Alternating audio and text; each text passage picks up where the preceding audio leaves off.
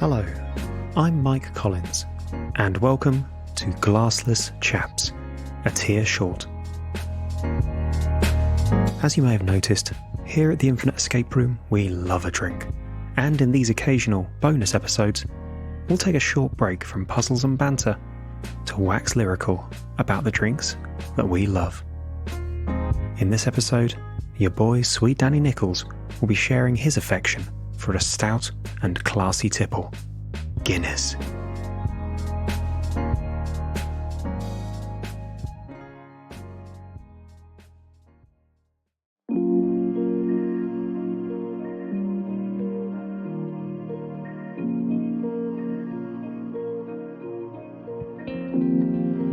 I'd like to tell you about a long-standing love for a draft found in most UK pubs as well as other international drinking establishments.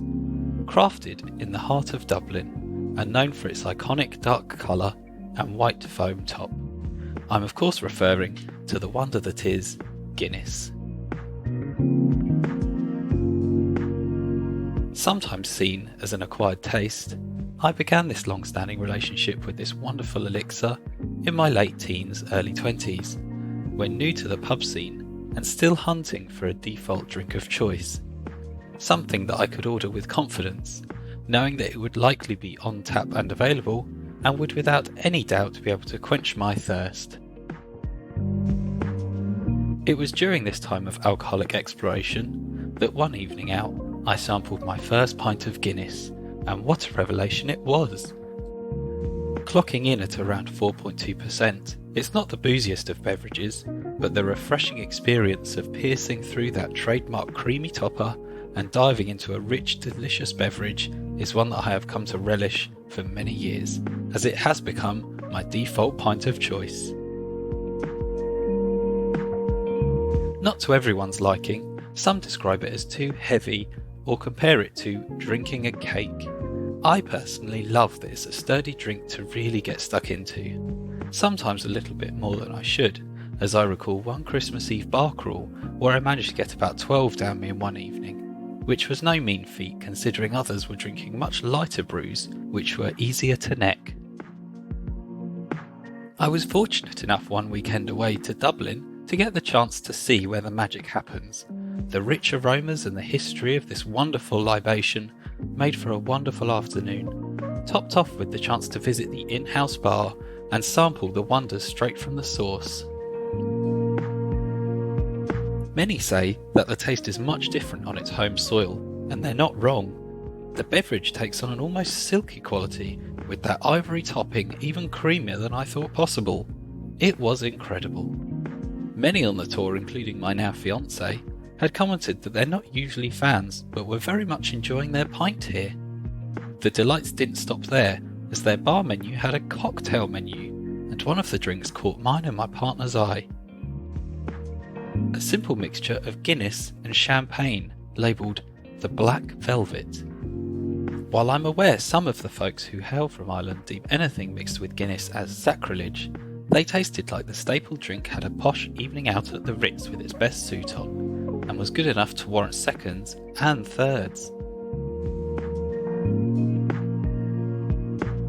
That evening, already merry from the lunchtime drinking, my partner and I headed off to a local pub around the corner from our hotel. The Cobblestone was its name, and here was where its patrons would gather with whatever instruments they owned and could play, and played their favourite melodies into the night. Often when I have a Guinness, I'm enjoying it amongst friends and loved ones, and I'm transported back to that wonderful establishment where the good times and Guinness flowed. Being a hearty stout rich in iron, it used to actually be offered in hospitals to those who had either donated or lost blood, as it was believed this would help the body replenish the blood quicker.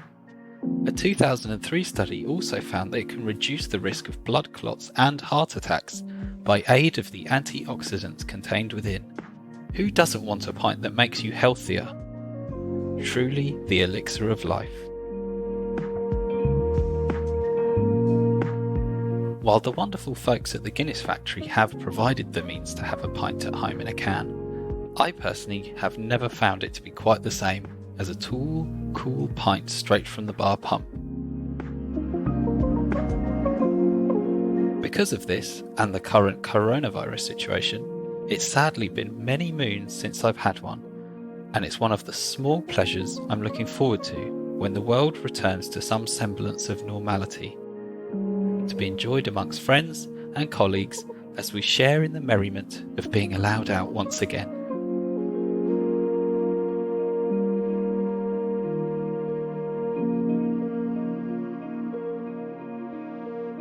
Until then, I'll enjoy the craft beers and ales readily available elsewhere for my home consumption, and it'll just make that return pint all the sweeter. Cheers.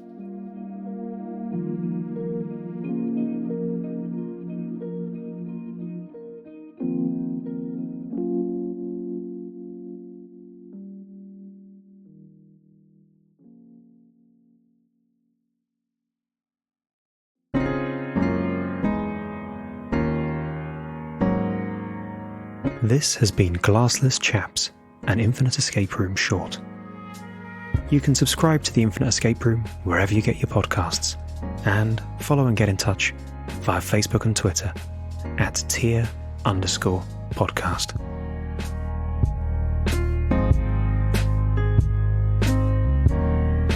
Glassless Chaps was a working title, but it seems to have stuck.